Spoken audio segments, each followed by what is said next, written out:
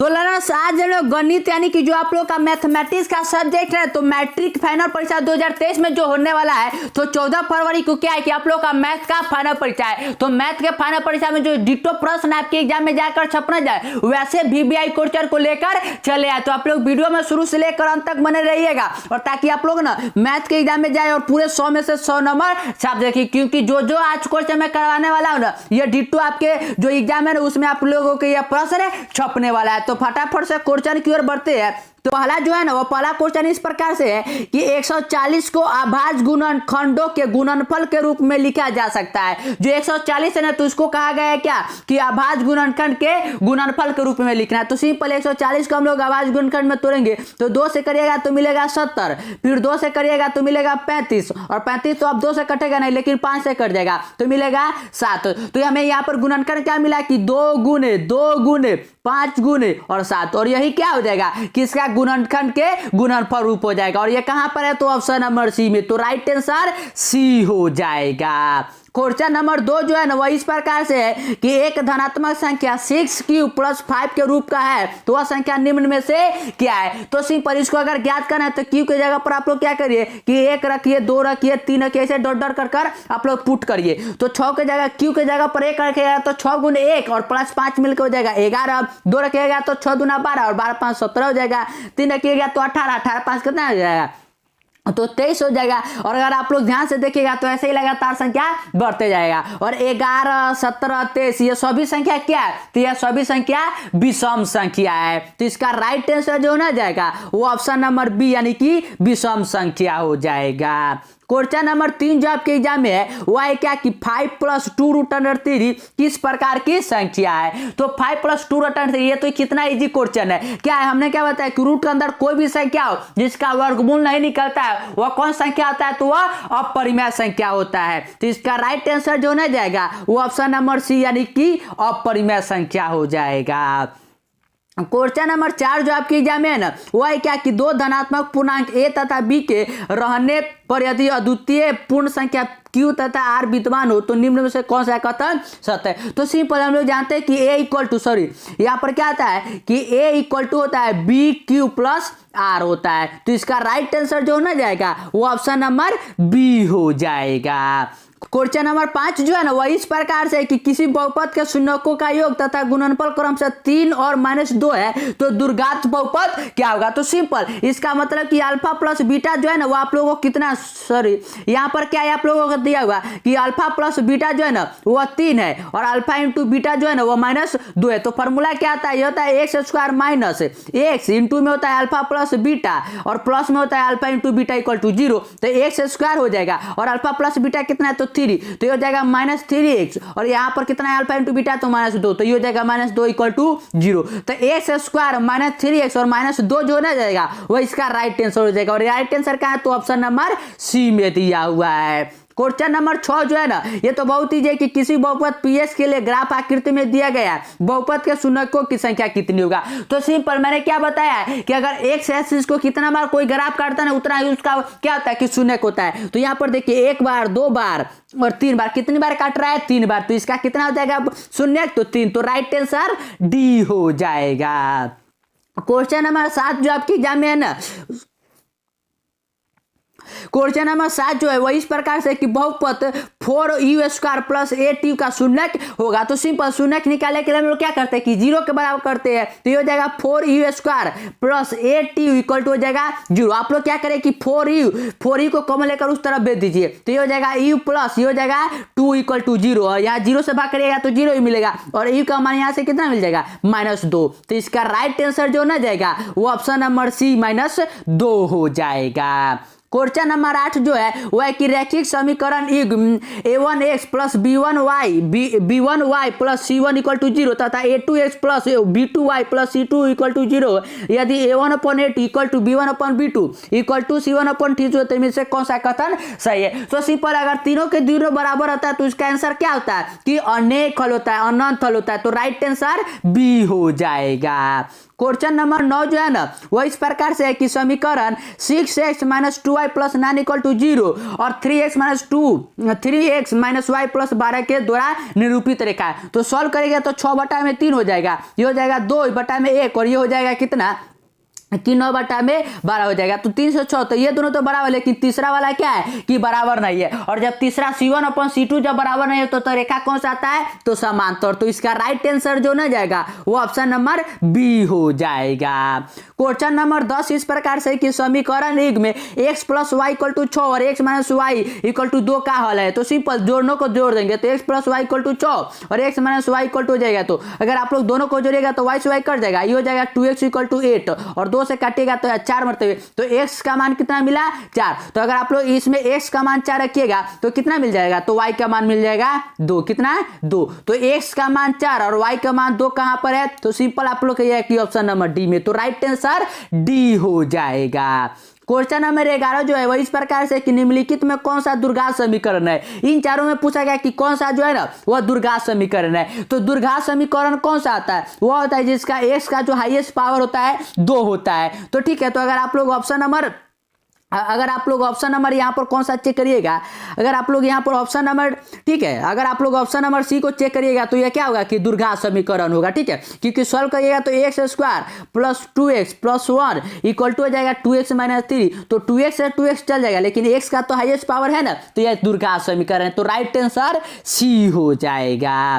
Question number 12 जो है वह है कि द्विघात समीकरण x² + x - 1 = 0 की मूलों का प्रकृति। तो मूल का प्रकृति कैसे क्या करते हैं, डी का, तो डी इक्वल टू क्या आता है b² - 4ac। तो b का मान कितना है 1, तो 1 का स्क्वायर करिएगा तो 1 माइनस 4 गुने 1 का मान 1 है और c का मान कितना है -1, तो -1, तो माइनस माइनस प्लस हो जाएगा और 4 1 मिलकर हो जाएगा 5। कितना हो जाएगा 5। और 5 क्या है कि यह 0 से बड़ा है, तो 0 से बड़ा क्या होता है, यह वास्तविक और असमान होता है। तो राइट आंसर ए हो जाएगा।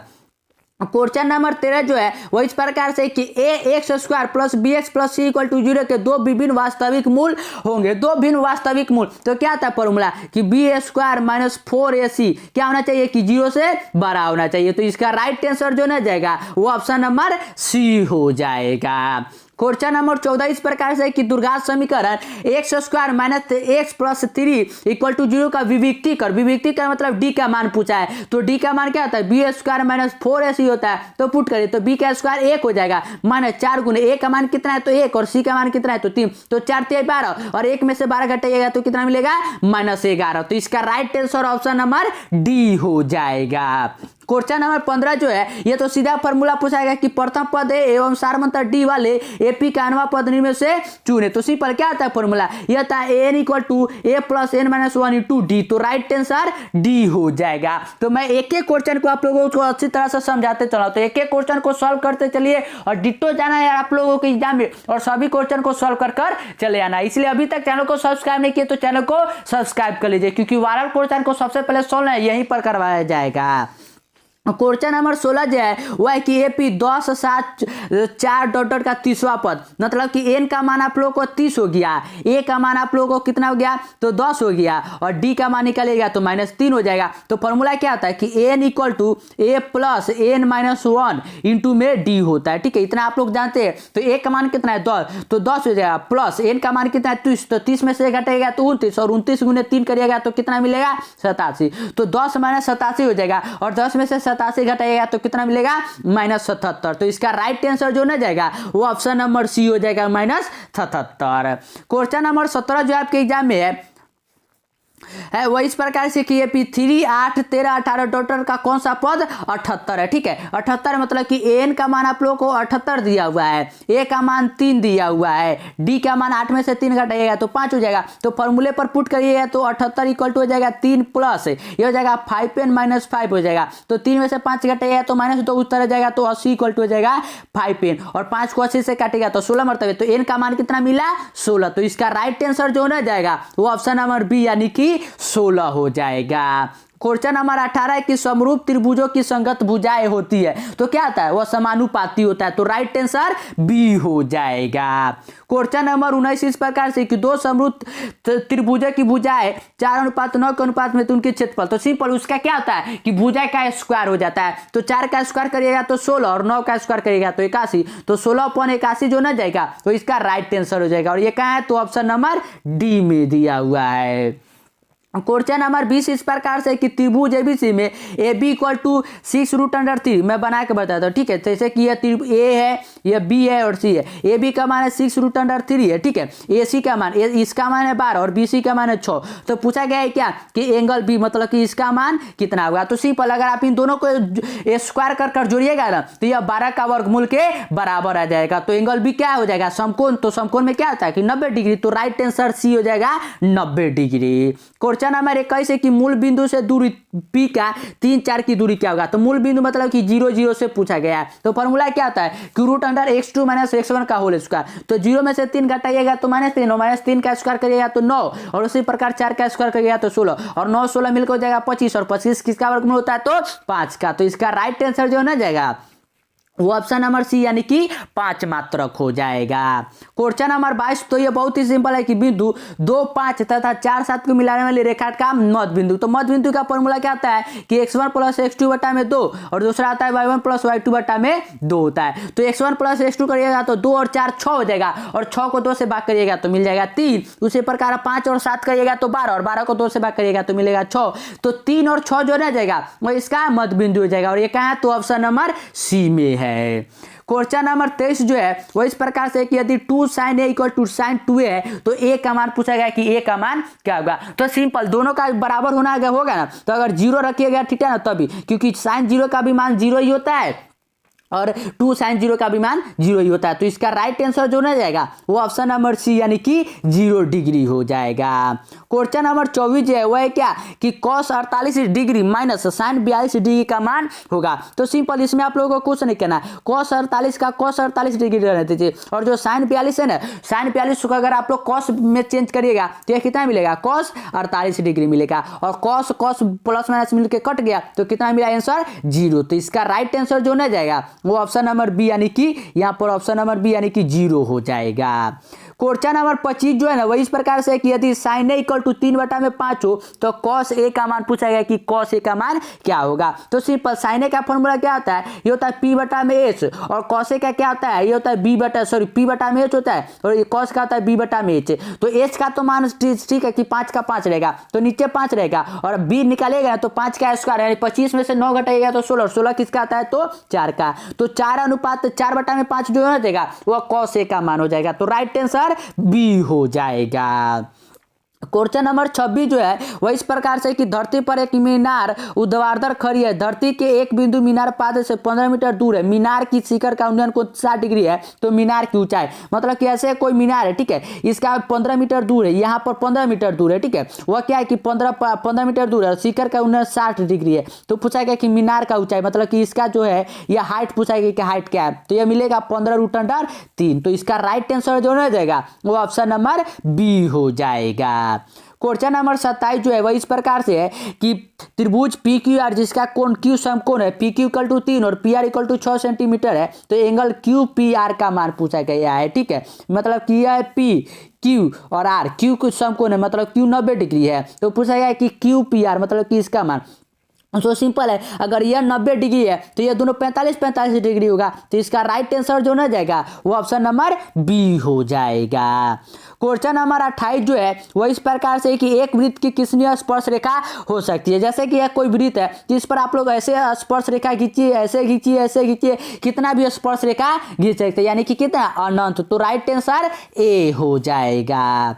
क्वेश्चन नंबर 29 इस प्रकार से है कि 5 सेंटीमीटर त्रिज्या वाले एक वृत्त के बिंदु P पर स्पर्श रेखा PQ केंद्र O से जाने वाली रेखा में बिंदु OQ पर इस प्रकार मिलती है। OQ = 12 centimetre. तो PQ की लंबाई तो √12 का स्क्वायर करिएगा तो कितना मिलेगा, तो आप लोग कहिएगा कि 144 मिल जाएगा और 25 का स्क्वायर करिएगा तो 25 और 144 में से 25 का चाहिए तो मिलेगा 119। तो √119 जो ना जाएगा वो इसका राइट आंसर हो जाएगा।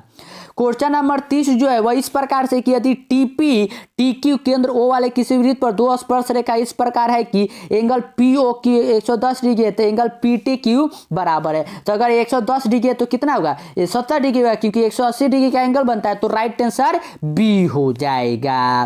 क्वेश्चन नंबर 31 इस प्रकार से कि 60 डिग्री केंद्रीय कोण और 14 सेंटीमीटर त्रिज्या वाले त्रिज्यखंड का क्षेत्रफल। तो जो मैं क्वेश्चन करवा रहा हूँ ये सभी क्वेश्चन डिट्टो आपके एग्जाम में छपने वाले प्रश्न है, इसलिए आप लोगों को अभी तक चैनल सब्सक्राइब नहीं किया तो चैनल को सब्सक्राइब कर लीजिए, ठीक है। इतना इजी क्वेश्चन पूछा गया कि त्रिज्यखंड का, तो फॉर्मूला क्या आता है कि पाई आर स्क्वायर थीटा बटा में 360 डिग्री। तो पुट करिए, तो 60 या थीटा का मान कितना है 60 है, तो यहाँ हो जाएगा 60 गुने, ठीक है, पाई का मान 22 बटा में 7 हो जाएगा, और आर का मान कितना है 14, तो 14 गुने 14 करना है, तो 14 गुने 2 बार कर लीजिए और इसे सॉल्व कर लीजिए, ठीक है। तो सॉल्व कर लीजिएगा ना आप लोग 31 को, तो जब 31 को सॉल्व करिएगा तो जो आंसर मिलेगा आप लोग को वो मिलेगा 308 बटा में 3 सेंटीमीटर स्क्वायर।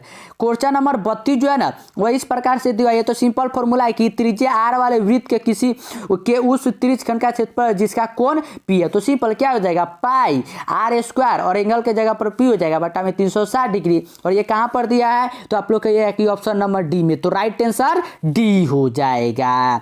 क्वेश्चन नंबर 33 है क्या कि दो वृत्तों की त्रिज्या क्रम से 19 सेंटीमीटर और 9 सेंटीमीटर, उस वृत्त की त्रिज्या क्या होगी जिसकी परिधि इन दोनों वृत्तों की परिधि को योग के बराबर है। मतलब क्या है कि आप लोग को 2 पाई आर, आर के जगह पर कितना रखना है 19 सेंटीमीटर प्लस 2 पाई आर यानी कि 9 centimetre equal to 2 pi R करना है। तो 2 पाई से 2 पाई तो कट जाएगा, और 19 और 9 मिलके कितना हो जाएगा, तो 19 और 9 मिलकर हो जाएगा कितना 27 हो जाएगा, कितना 27। और इसी प्रकार से आप लोग को सॉल्व कर लेना, ठीक है। उन दोनों का परिधियों का योग पूछा है तो 27 हो जाएगा, और 27 में अति कर लीजिएगा, ठीक है। तो इसका तो आंसर आप लोगों को मिलेगा ना वो 28, 19 और 9 मिलकर तो 28 हो जाएगा, तो राइट आंसर बी हो जाएगा।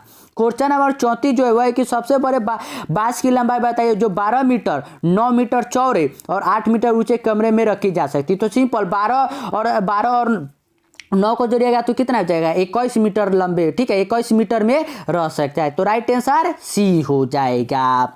क्वेश्चन नंबर 35 जो है क्या कि एक शंकु की ऊंचाई 12 सेंटीमीटर है तथा इसके भीतर का आधार का व्यास मतलब कि डी का मान 10 है, तो आर का मान इसको 2 से भाग करिएगा तो मिल जाएगा 5। तो शंकु का त्रिज्या की ऊंचाई क्या होता है एच इक्वल टू होता है रूट अंडर एल स्क्वायर, तो आर स्क्वायर करिएगा तो 12 का स्क्वायर 144 हो जाएगा, प्लस 5 का स्क्वायर करिएगा तो 25 हो जाएगा, और 144 25 169 होता है, 169 किसका वर्गमूल होता है तो 13 का। तो इसका राइट आंसर जो ना जाएगा वो ऑप्शन नंबर ए यानी कि 13 सेंटीमीटर हो जाएगा।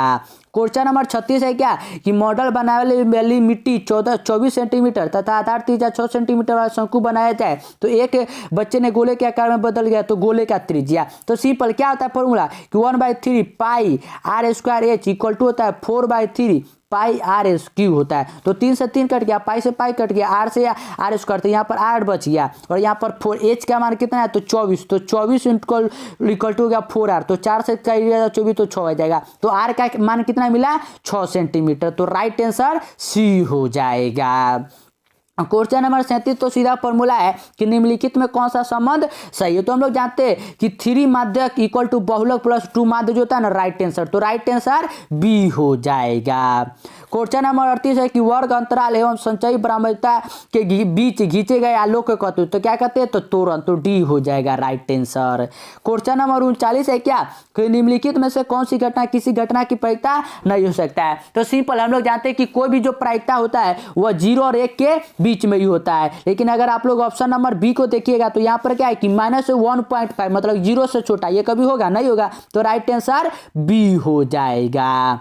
क्वेश्चन नंबर 40 है कि यदि P इक्वल टू 0.05 है तो PE नहीं होने की घटना क्या होगा, तो 1 में से घटा देंगे तो 1 - 0.05 और घटाइएगा तो मिलेगा 0.95, तो इसका right answer option number C हो जाएगा। तो आज हमने जो मैथ के 1 से लेकर 40 तक के क्वेश्चन किए ना ये सभी BBI और बार बार रिपीट होने वाला प्रश्न है, तो ये सभी क्वेश्चन डिट्टो आपके एग्जाम में छपने वाले प्रश्न है, तो एक एक प्रश्न को आप लोग सॉल्व कर लीजिएगा। और अभी तक चैनल को सब्सक्राइब नहीं किए तो चैनल को सब्सक्राइब कर लीजिए और अपने दोस्तों के साथ वीडियो को शेयर भी कर दीजिए जो आपकी एग्जाम देने वाले हैं।